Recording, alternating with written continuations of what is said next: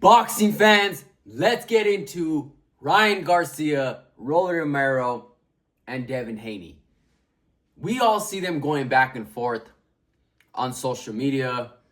Ryan is fighting Rolly, Ryan is fighting Devin, Devin is fighting Ryan. What is the closest fight to actually happening? And it seems like Rolly is the only one who has sent an offer towards Team Devin Haney. So May 30th is being targeted, and most likely it's going to be that fight and that unification we're most likely going to get. So we have Rolly sign up for KOs, the plan ruiner Romero, and then we have Devin, Debo, the Dream Haney, scheduled for May 30th once again.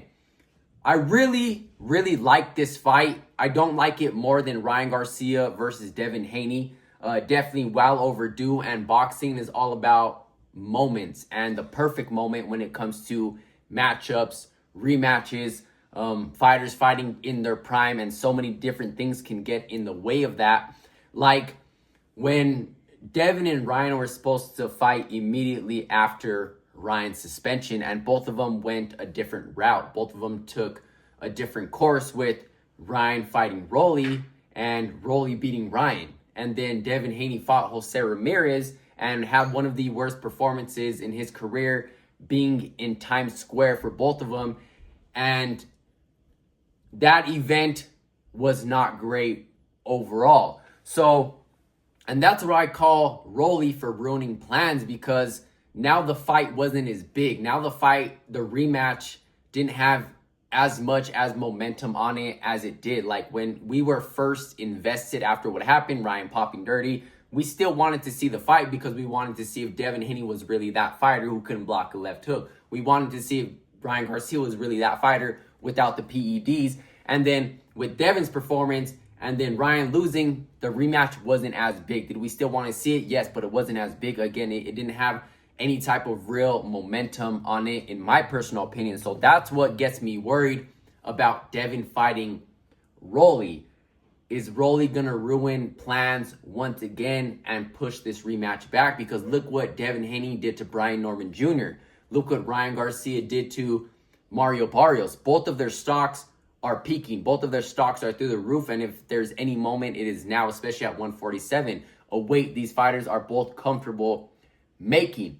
Now, if this fight does get made between Rolly Romero and Devin Haney, I do have Devin Haney winning, but I think it's going to be a lot closer than people think it is. I think Devin Haney is going to win on the scorecards. And don't get me wrong, when Devin Haney moved up to 147 and what he did to Brian Norman Jr., a lot of people don't like to say that Devin Haney don't have any power. A lot of people like to say that Devin Haney doesn't have any power, but man, he put Brian Norman Jr. on his ass. And it seems like once Devin Haney made that move to 147, his power started to show, because he was in a weight class that he didn't belong in.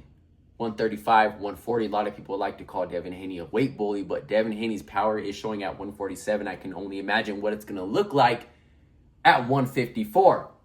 But again, I have this fight a lot closer than probably most people make it out to be. I see Devin Haney winning on the scorecards. But from what overall, Devin Haney, his boxing abilities, his boxing skills, his style definitely outdoes Rolly's. But Rolly isn't that much far behind, because Rolly started in this game at a very late age. And I continue to say this, how far Rolly has gotten his career, what he's done with his career. I believe he started boxing at the age of 16 or 17, and before that he was doing karate.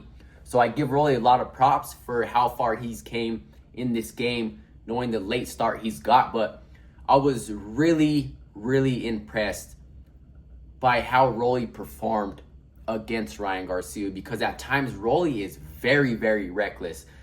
Rolly likes to, or he did like to, lunge in a lot. He thought about offense before he thought about defense. Like, he rushed in, he lunged in, he pressured in against Gervonta Tank Davis. Look how it happened. He wasn't being cautious. He wasn't thinking about defense first, and he got clipped. Same thing with Pitbull Cruz. He was lunging in, he was putting the pressure. He thought he could go blow for blow. He thought he could brawl with Pitbull Cruz, and he wasn't thinking about defense. And look what happened in that fight. And then once he fought Ryan Garcia, Rolly was cautious. He used his boxing IQ. He used his skill set. He used his jab. He took Ryan's game plan completely away from him and shut out the whole fight. Put Ryan Garcia on his ass in the second round, and Rolly kept his hands up. He was being cautious. He was boxing smart. So that showed me that Rolly's IQ can expand a lot further. It was just up to him. So that is the reason why I'm making this fight a lot closer.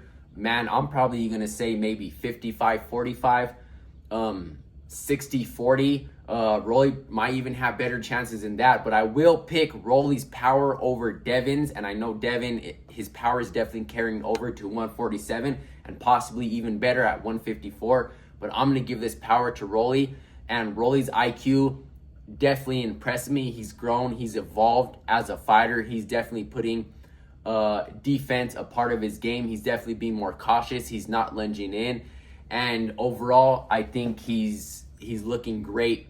And one thing that I will say that I don't like about Rolly, he hasn't fought since he's fought in Times Square after beating Ryan Garcia. Ryan has got ring activity. Devin Haney has got ring activity. And I will always continue to say this.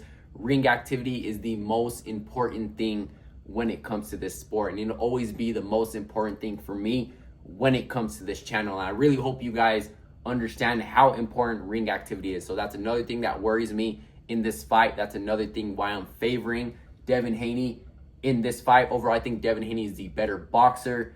I think his ring IQ is higher. I think his style, his skill set expands more than Rolly's. But I'm definitely not counting Rolly out, because now Rolly is known for ruining future fights and future plans. And we still have a unification on our hands, but I can see Rolly putting Devin in dangerous positions.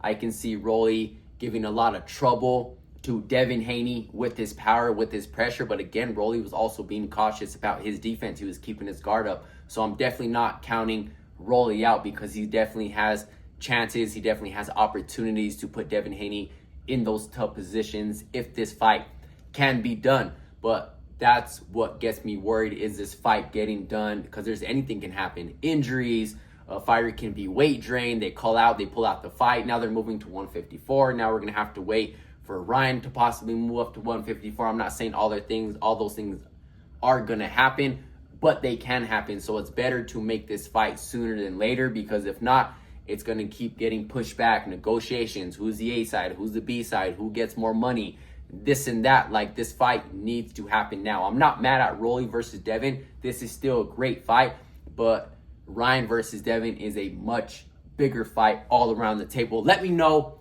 what you guys think about this take. If Devin and Rolly get this fight done May 30th, let me know your guys' picks and predictions down in the comments below. I'll catch you guys in the next one. I'm out.